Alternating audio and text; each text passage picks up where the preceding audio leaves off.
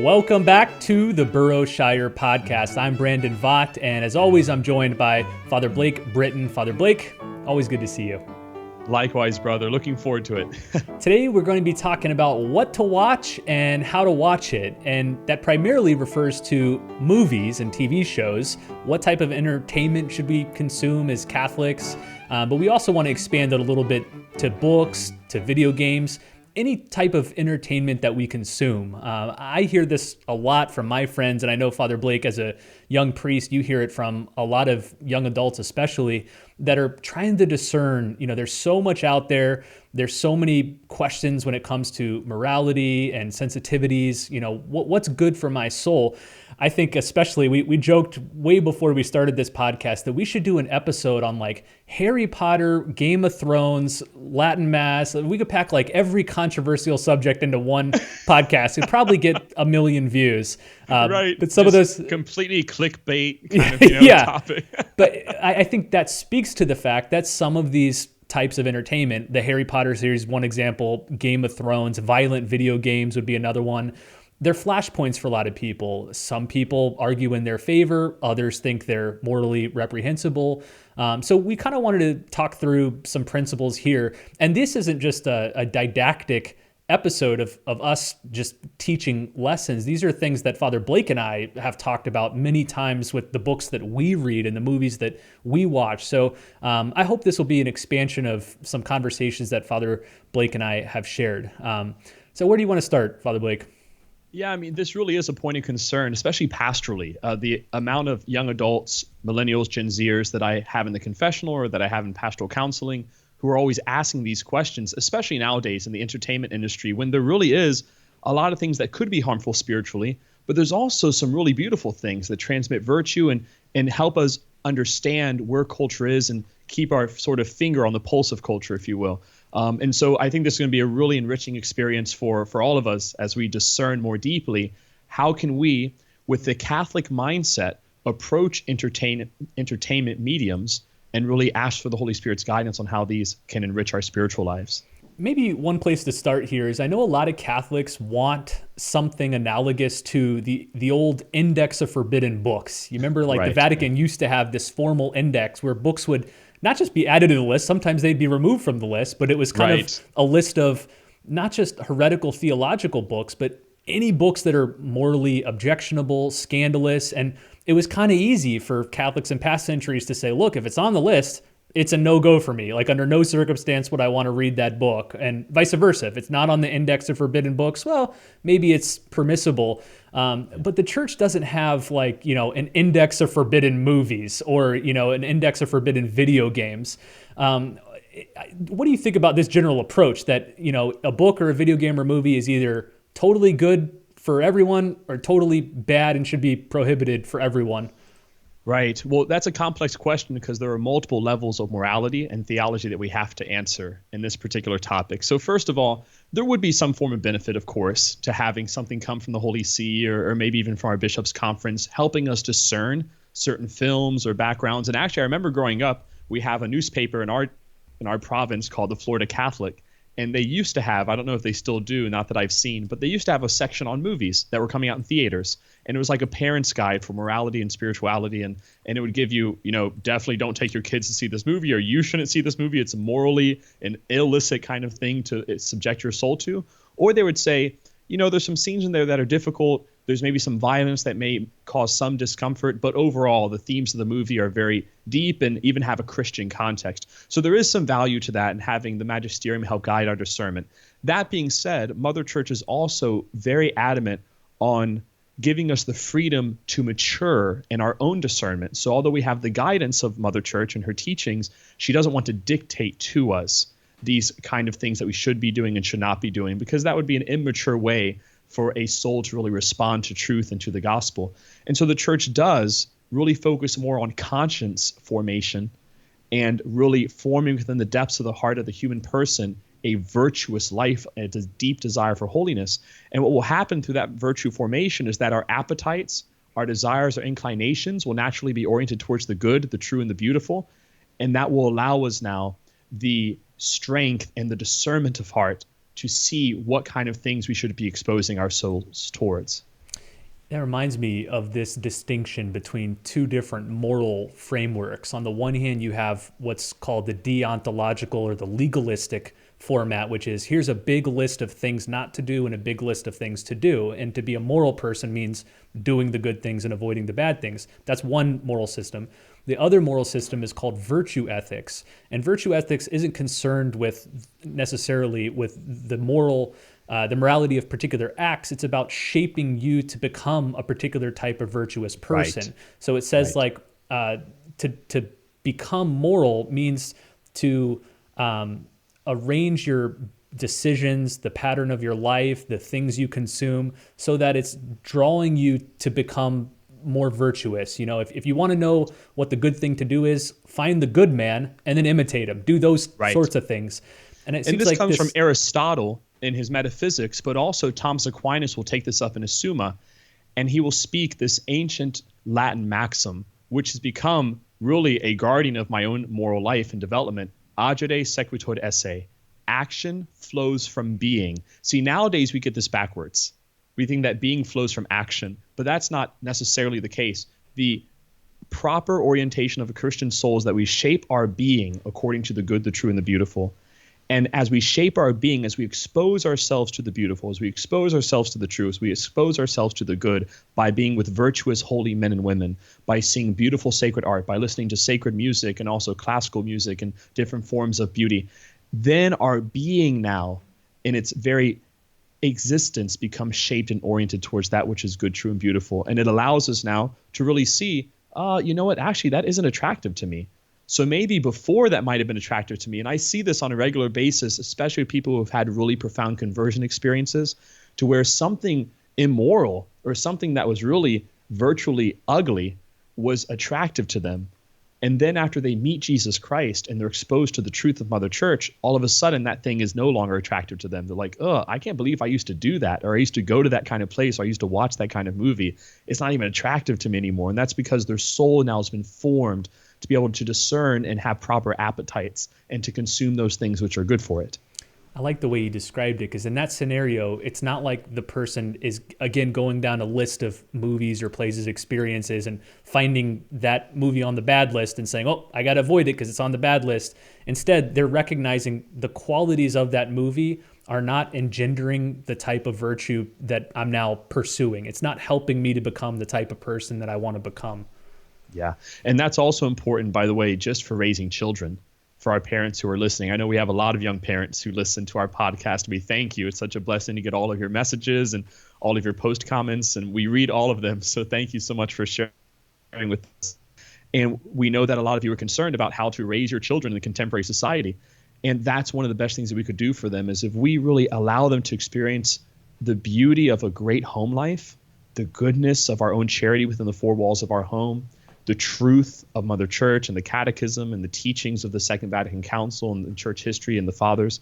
When they go into their teenage and young adult years and they're in situations of temptation, they're not going to fall into those situations. Or if they do, they're going to know exactly how to respond to it properly by seeking divine mercy. So by giving them those tools, it really prepares them to go out to the world and to evangelize. All right. So with those sort of general principles in mind, you know, this isn't about drawing up a list of good stuff and bad stuff. It's more about virtue formation, character formation.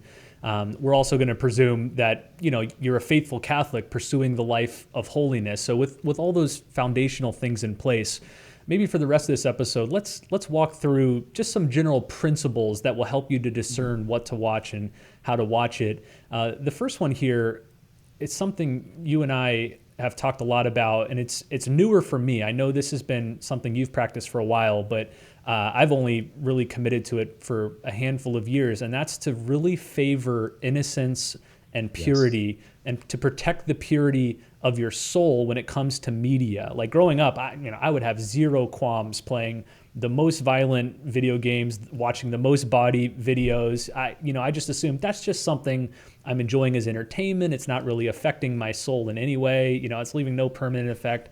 But I've come to see a lot through our conversations that everything you expose yourself to is shaping your soul one way or another. It's tilting it slightly toward virtue or slightly toward vice. And I'm reminded of an awesome story that you shared with me with Joseph Ratzinger, now Pope Benedict XVI, and rated R movies. You want to share that?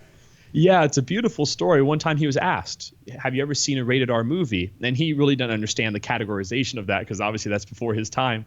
Well, excuse me, after his time, rather. And he responded in such a beautiful, simplistic way. He said, well, can children watch those movies? And they said, well, no, usually children don't watch rated R movies. He said, well, then I won't watch them either.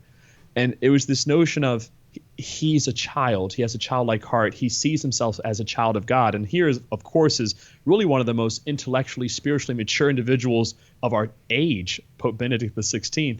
And yet he himself understood that there are limits to what to expose your soul towards, to prefer innocence over exposing yourself to something that possibly have some good in it, but it has more weeds than wheat. And that, again, is part of that discernment process. There are some things that we may watch that have a weed here or there, but there's majority wheat. There's an essential sort of goodness to that activity, and we're able with wisdom to cipher out those things that are not applicable to our holiness. But if there's more weeds, if it's something that maybe every once in a while says something good, well, then prefer innocence. Always go on the side of innocence, protecting our hearts. This, of course, comes straight from Jesus himself. Don't throw your pearls before the swine. What does he mean by that? The pearl is our soul. That's the pearl. The pearl is the gift of our baptism, confirmation of Holy Eucharist, the state of grace. Those are the pearls that we've been given. Don't throw them before the swines of sultry entertainment. We must be very discerning, and it's always better to safeguard our innocence and our purity. There's nothing to be ashamed about when we're childlike. That's a wonderful gift. Unless you have the heart of a child, you shall not enter the kingdom of heaven. So that's, in my opinion, and what I always tell people who are trying to grow in the spiritual life is, when in doubt, err on the side of innocence, always. We don't have to watch television to become a saint. We don't have to expose ourselves to certain things to become holy. All we really need is Christ, and we need the church. So always trust those things first. I think the common counter argument is, if you always favor innocence and purity and only watch children's movies or read children's books, you'll be naive to a much more mature understanding of the human condition. You won't understand the dynamics and complexities of sexuality and human relationships and evil and suffering and all that kind of stuff. But then I think we just use this example of Joseph Ratzinger. I mean, can you think of a person besides Joseph Ratzinger or someone like John Paul II, who protected his soul in a similar way, that better understood the human condition? Like, read their writings and tell me this isn't a person that grappled with the deepest, most profound complexities of human relationships and life and love and sexuality. Like, they didn't need to watch movies to get all that, is my point. Yeah, absolutely. Absolutely. And that, of course, that whole notion comes from a false understanding of what it means to be human. To be human does not mean to sin. That's a heresy. That's a false teaching. When I hear people say that, I always remind them of Genesis chapter 1.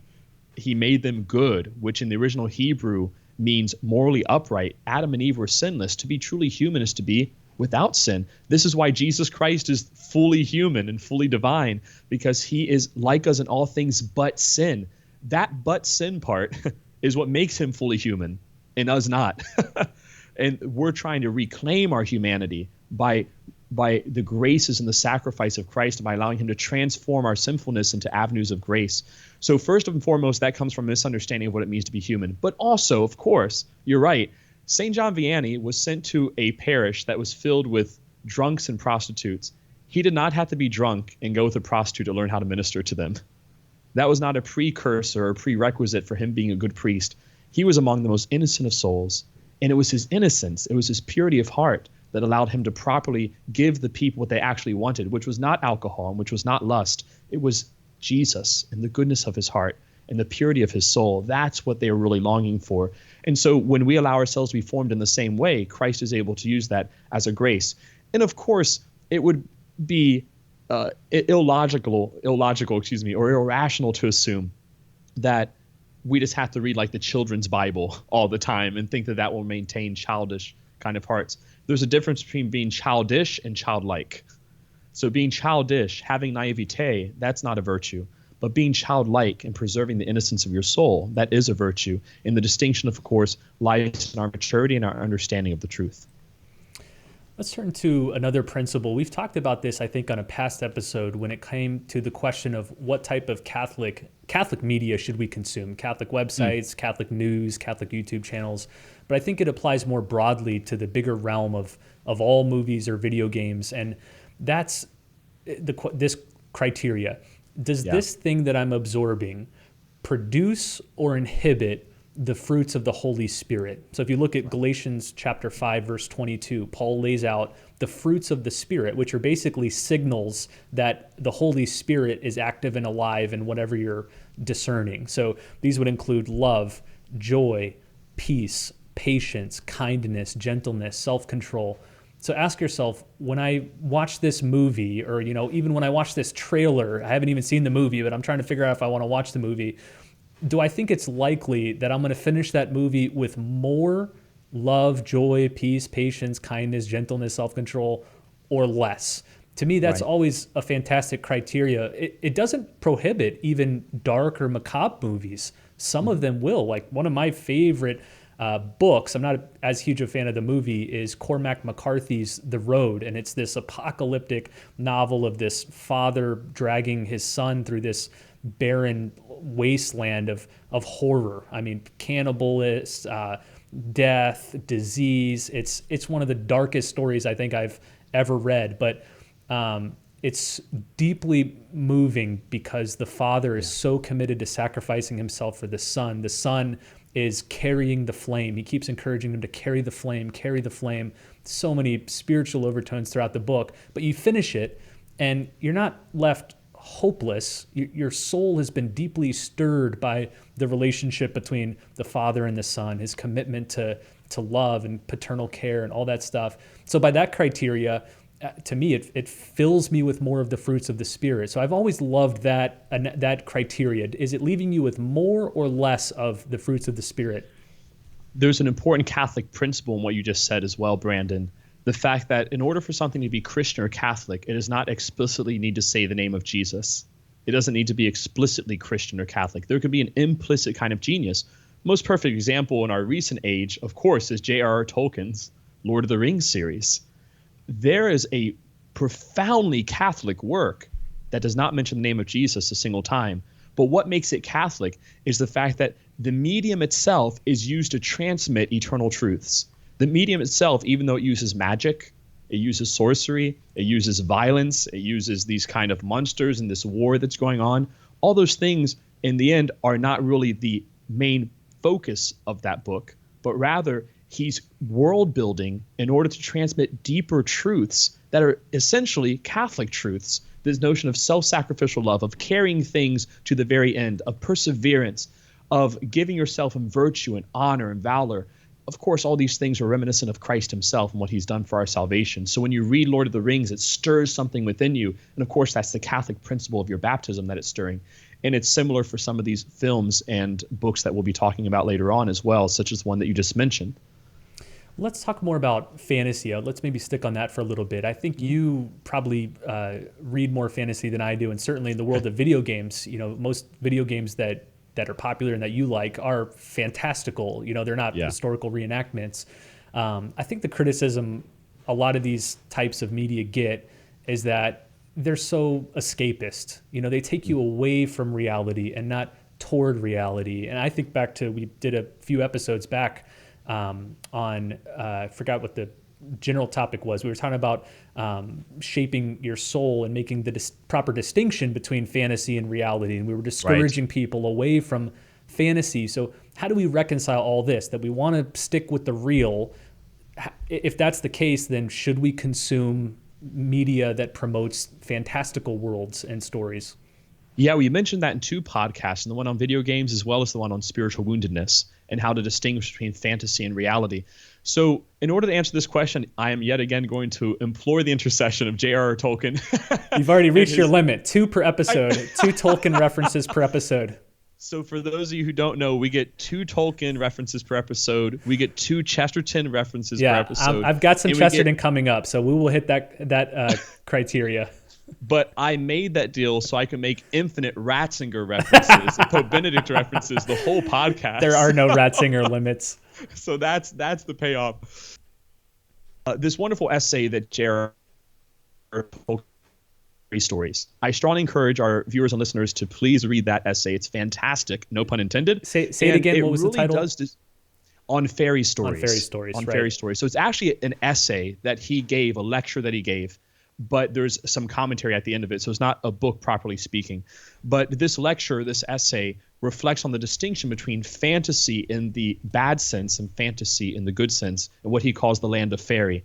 And so fantasy in the proper sense is not to escape from the real, but rather it's using a language that's actually helps us dive more deeply into reality. It captures the deeper reality in this kind of fantastical, really descriptive, exaggerative mentalities. So I'll give an example that I gave in our Bible discussion and podcast when I mentioned about George Washington crossing the Delaware, and how factually what we would care about is the water temperature, what he was wearing, did George Washington really have wooden teeth, how tall was he, how many soldiers were there on the other side. And those are important for facts of history, but those are not the most important things about George Washington crossing the Delaware.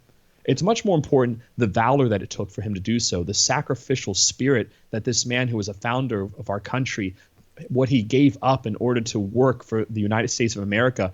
And so a fantastic storyteller, one who uses fantasy, who employs what J.R.R. Tolkien calls the land of fairy to transmit the truth of George Washington, would not describe the facts, but rather they would describe George Washington as this amazing figure who's 12 feet tall, who's wearing a golden fleece. He's on a mighty warship going to fight a red dragon. And everyone listening to that knows that he's not actually fighting a red dragon. He's not actually riding this huge warship.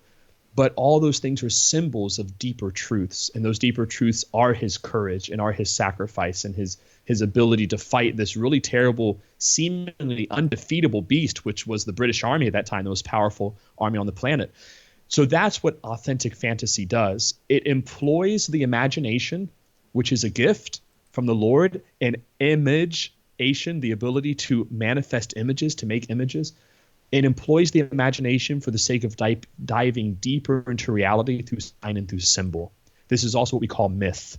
And myth doesn't mean something fake. Myth means something that's so beautifully true that it has to be transmitted through the faculties, the transcendental metaphysical faculties of the human person. And that's where the distinction lies. Fantasy can be employed, of course, in a perverse and crooked way. And a most perfect example of that would be something like pornography. There's a horrific example of fantasy, of not using myth, symbol, sign in order to dive into a deeper truth of human dignity, but rather extrapolating someone's dignity, objectifying them, and then using them in order to secure a vice, which would be lust in that particular circumstance. Or if we were to read bad literature and see bad movies, that's employing fantasy, that's employing the imaginative intellect in order to help us not go into reality, which is virtue, holiness, but to take us further from reality, which is sin and selfishness. So there's the distinction between the two. I think Tolkien picks up on this exact idea in that famous lecture on fairy stories. By the way, if listeners want to read that, which I highly recommend, Father Blake and I both do, there's a great collection of Tolkien's essays and talks called The Monsters and the Critics. You'll also find his commentary on Beowulf in there, which is Father Blake's favorite story. So we'll have to, I'm not even going to let him speak here. We'll have to do a whole another podcast episode on Beowulf. But on the fairy stories essay, he makes this point that authentic fantasy paradoxically leads you to more reality, that these fantasy stories like Lord of the Rings leads you to things that are more real and more true than, say, most modern nihilistic novels, which are filled with darkness and backward morality. He also gives the example, he said, some of my books have been criticized as being escapist. They want to take us out of this world. He said, escapism, though, isn't always bad. For example, the prisoner trapped within the gallows authentically wants to escape. He wants to escape the dark dungeons and get out into the real world, or to use Plato's analogy, the person trapped in Plato's cave where they only see shadows on the wall and not the real light and the real truth above ground. They want to escape, and escapism's a good thing. And so he makes the case that his stories, like Lord of the Rings, help us to escape into something that's more real, more true, more good, more beautiful, and not less. It's not taking us away from those things, but drawing us toward them. So I've always thought that that was a good guide to distinguishing between good fantasy and bad fantasy. Right, and that becomes a discerning tool. as well when we're looking at what movies to go to, what to allow our children to watch, what kind of books to read. Is this helping us truly grow in that virtue? And also, is there a depth to this kind of fantasy? Michael Bay movies, Transformers, not that much depth, right? You go there and you get what you get, which is a bunch of robots beating each other up. Big things explode, knock down buildings.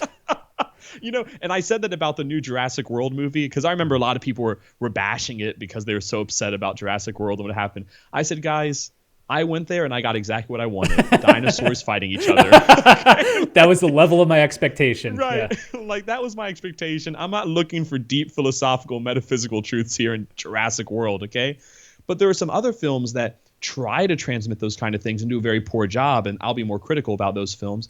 But then there are others that's their goal, and they do a fantastic job really capturing the deeper metaphysical truths and realities. I think one of the most recent films I saw that I just adored, I really loved, was Dr. Dolittle with Robert Downey Jr. Oh, yeah. Fantastic film, very pro-life, very pro-family, marriage kind of film, and just told in this really innocent humor that I laughed the whole film because Robert Downey Jr. is just a great actor altogether.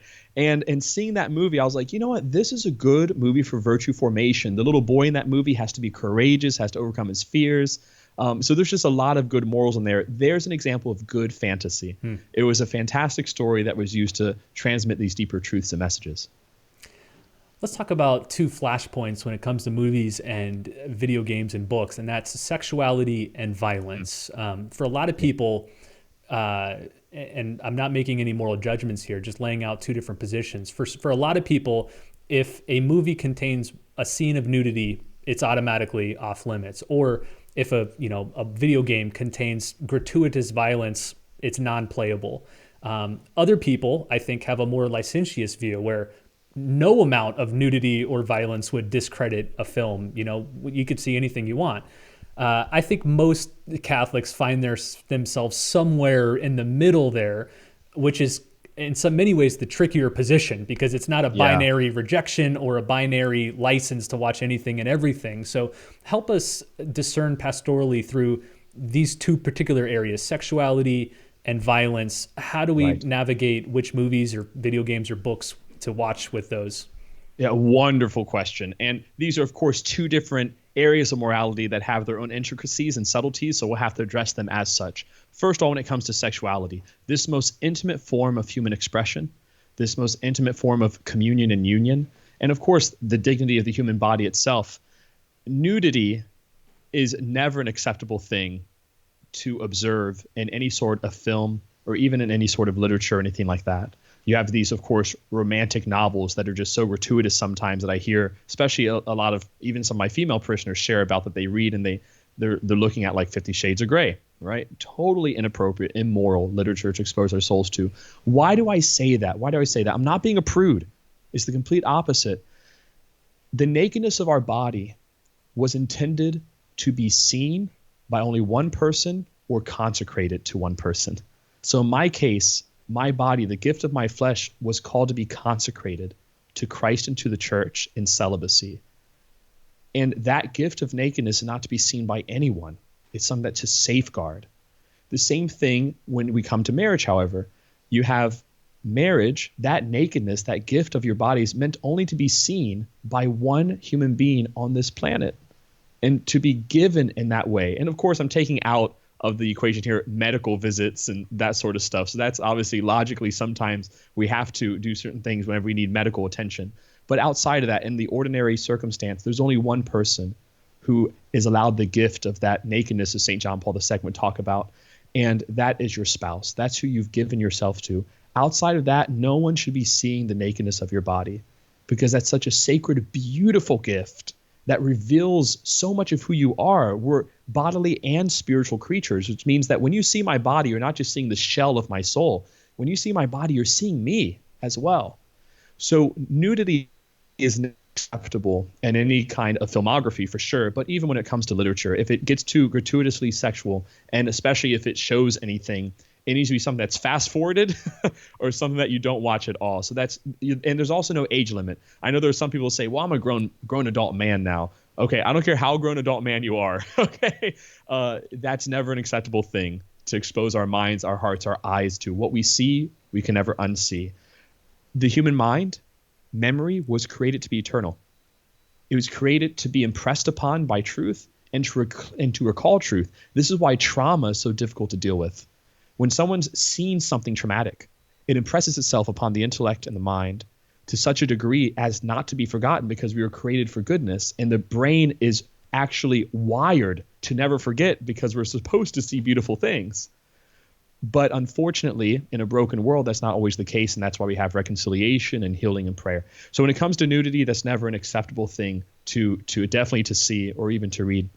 Now, of course, there are romantic themes that could take place. I think, once again, of Lord of the Rings, the relationship between Aragorn and, of course, oh my goodness, I forgot her name. Arwen, You're gonna kill me. yeah. Yeah, thank you.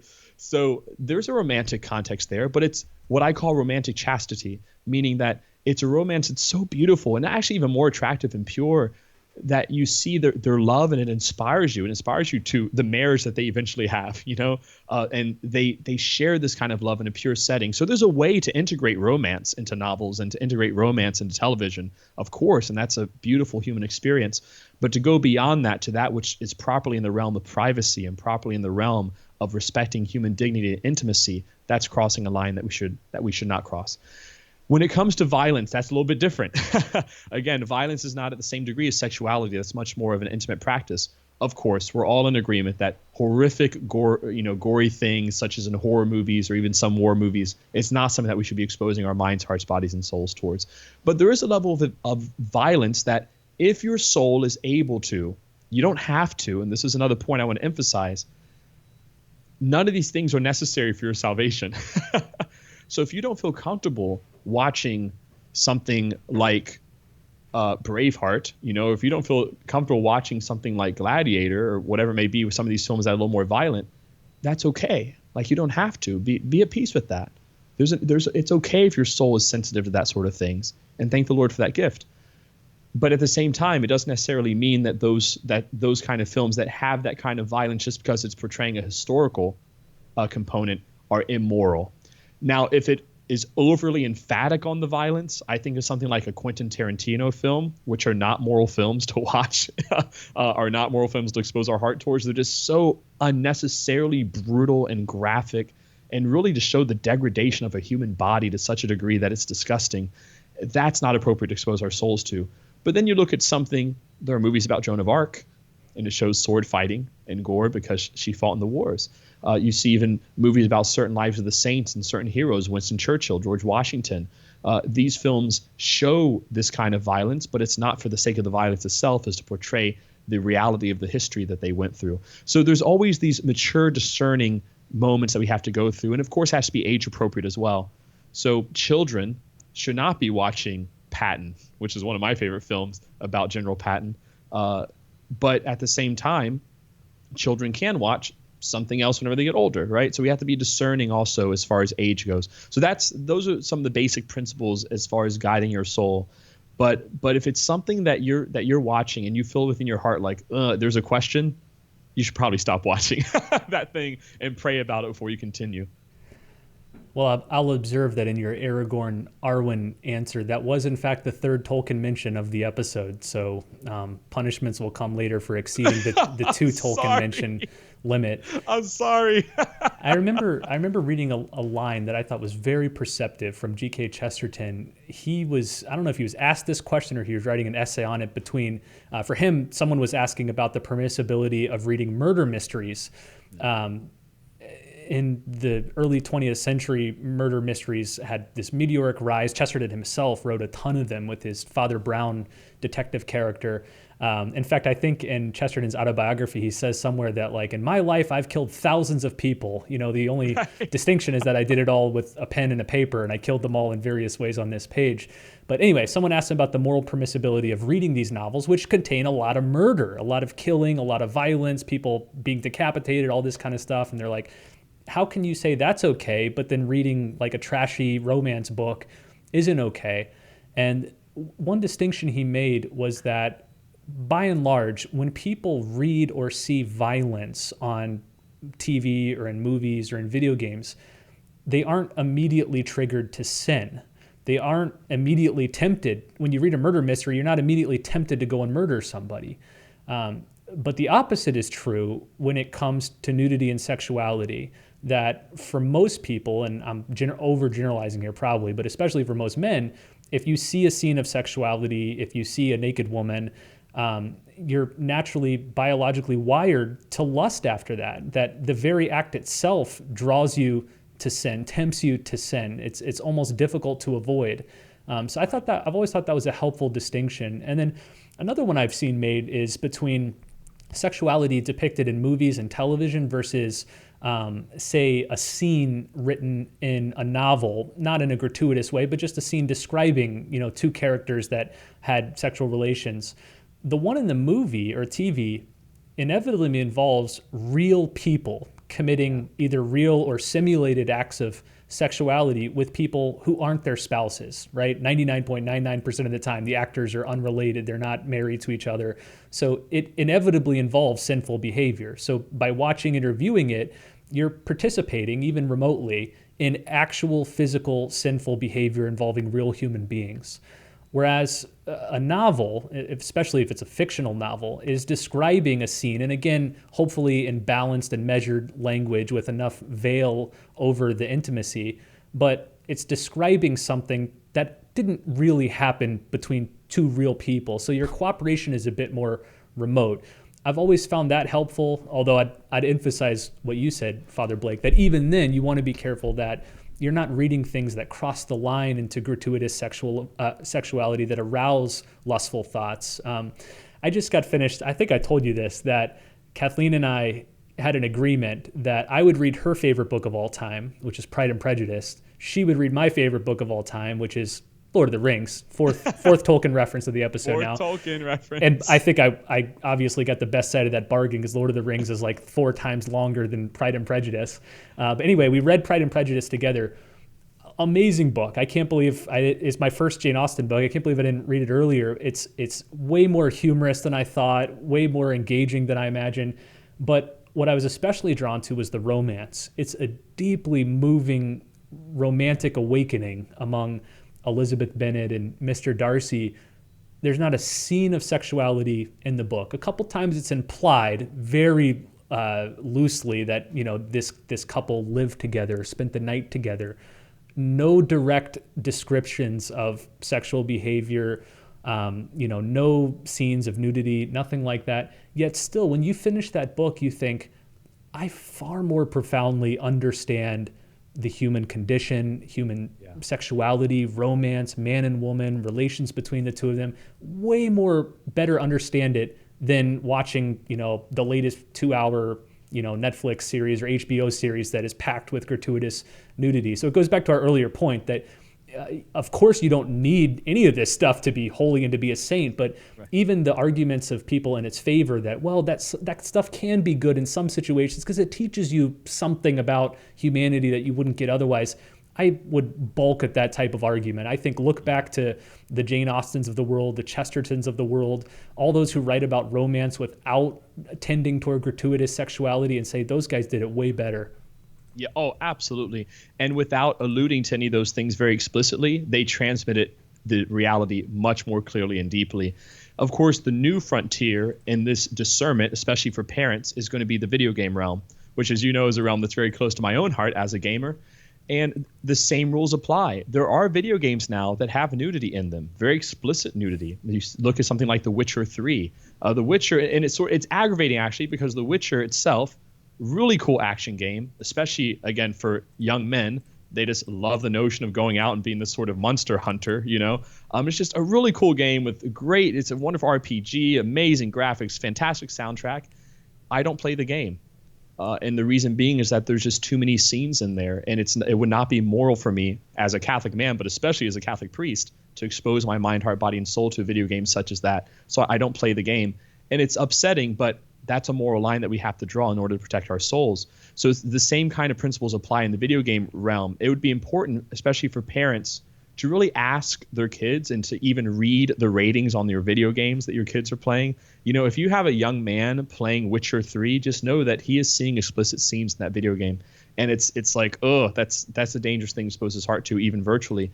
And there's also some video games that are overly gory and overly graphic. It does exist. There are some that are really cool and that you fight. You know, I think of something like The Shadow of Mordor, another J.R.R. Tolkien reference. I'm sorry. The Tolkien estate is going to have to demand royalties from us at this point, I think. Although we could buy, his mansion. I know that we saw that was for sale recently. Yeah, I'd encourage listeners, maybe we can crowdfund this thing together. But Tolkien's mansion, Tolkien's former residence, which is in fact a mansion, is up for sale. So if we'd like to move the Boroughshire podcast on location to England and film in Tolkien's mansion, Father Blake and I would not be opposed to that. Not at all. It's only 4.6 million pounds. So yes, whatever you all want to donate. Yes. So it's in the realm of possibility, and it's clearly only for ministry. There's no other motivations for attaining this residence.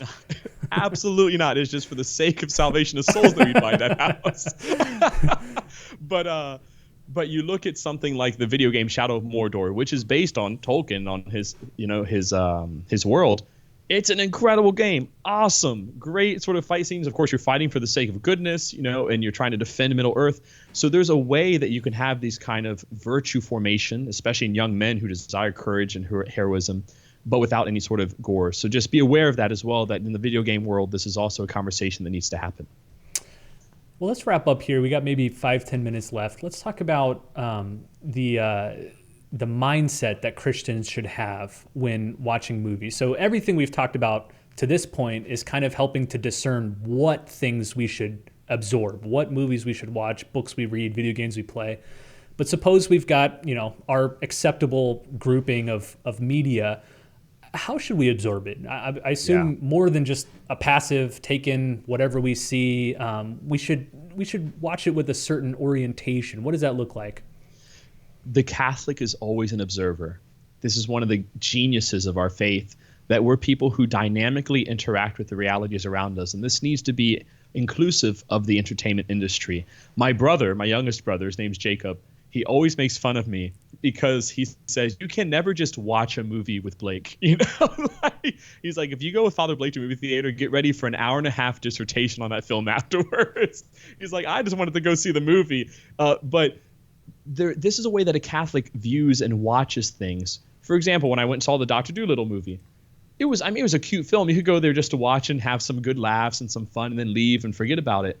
But that's not how we're supposed to observe things. When I watched it, when I saw his love for his wife, I immediately started thinking about the beauty of the sacrament of marriage and how the different symbols throughout the movies had tied into that sacrament of marriage. When I saw the different animals and what they represented and the different personalities they represented and how that transfers over to real personalities that I interact with in the confessional and pastoral counseling. So all these sort of thoughts are going through me as I'm watching this film, and it's becomes not just a form of entertainment, but now it's transformed into something deeper. It's transformed into formation, which is what everything in our life should be. We should be constantly striving for holiness. So we have to approach entertainment mediums and really the entirety of our lives with what I call this kind of symbolic sight.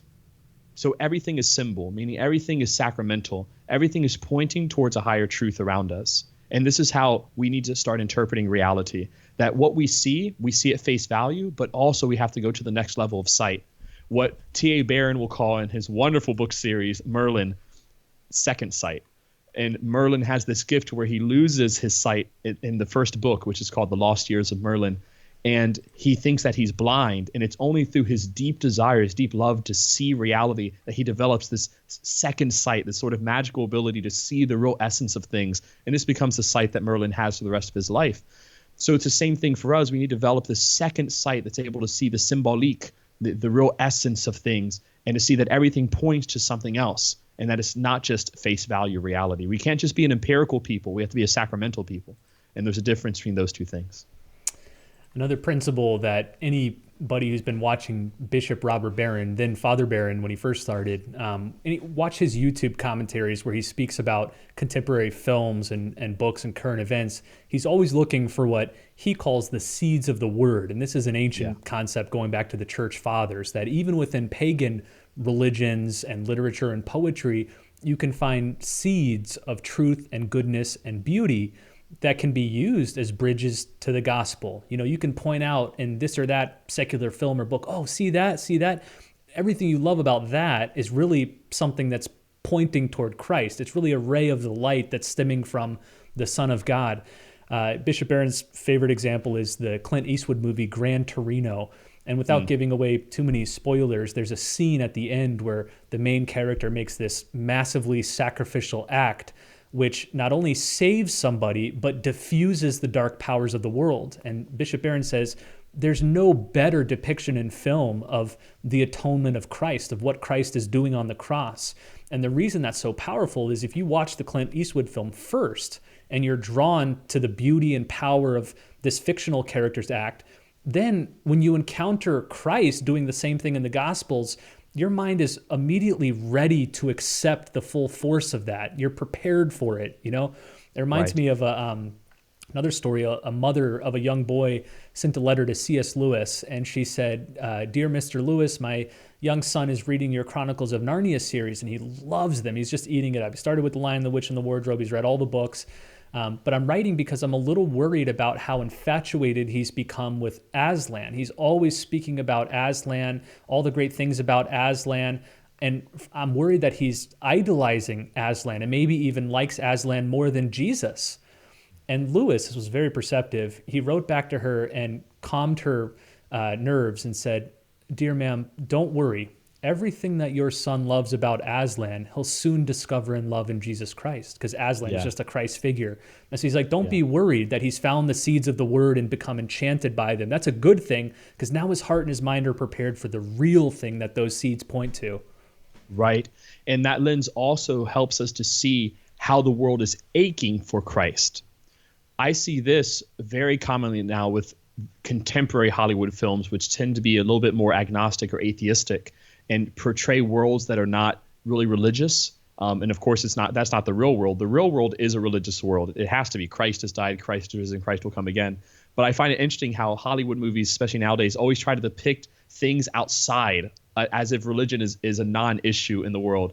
Even especially these apocalyptic movies, you know, it's like you have the apocalypse and there's not even a mention of God in the entire film. It's like, I guarantee you there'd be the Catholic Church would have quite a role to play in an apocalyptic world. But that being said, as I watch these films, I'm amazed at how deeply they're longing for Christ, even though they do not want to or not able to mention him. And it's so fascinating to me. And as I watch them, it also helps me as a pastor of souls really discern how to minister to my people. So you can see themes for Christ in film. So nowadays, for example, there's actually theme of family life in a lot of films. You see a lot of films that depict divorce, a lot of films that have this sort of nonchalant opinion of marriage, but ultimately that hurts the character. You have these kind of themes in film. You see a lot of films to where people are struggling with goodness. Are there really good people in the world? I think of something like Maleficent, where you have the ambivalent character who's neither good nor neither evil. She's sort of somewhere in the middle. And this is very indicative of what our culture is struggling with right now is, am I good or am I not? Like, I don't know. So there it gives us another tool of evangelization. Yes, there is good and there is evil. And you can be good. As a matter of fact, you are good. You're created in God's likeness and image. So also having that eye with Christ and looking for how the world's longing for Christ in all things, having that presupposition that the world is longing for the Lord, even if it doesn't want to or doesn't know it is, that also helps us identify different themes for evangelization. Well, I think we'll probably leave it there, although we certainly invite you guys to ask some follow-up comments in the comment boxes. Although I do want to emphasize, along with the angle that we've sort of taken in this episode, we're not here to give a thumbs up or a thumbs down on a particular movie or video game or book. Should I watch this or should I not? Again, you need to use all of the principles that we've just discussed here. And it's hard work to discern for you at this state in your life, given your context, given your background, given all the personal dynamics. Maybe this thing is good for you, maybe it's not. Something you need to wrestle with on your own, with a spiritual director, with a spouse, with a friend. But again, we'd be happy to answer more general questions in the comment boxes. So please leave them there. You can find it at boroughshirepodcast.com. Just click on this episode name, and then you'll find recommendations and links in the comment boxes below. Well, thanks so much for watching and listening. We'll see you guys next time on the Burroughs Shire Podcast.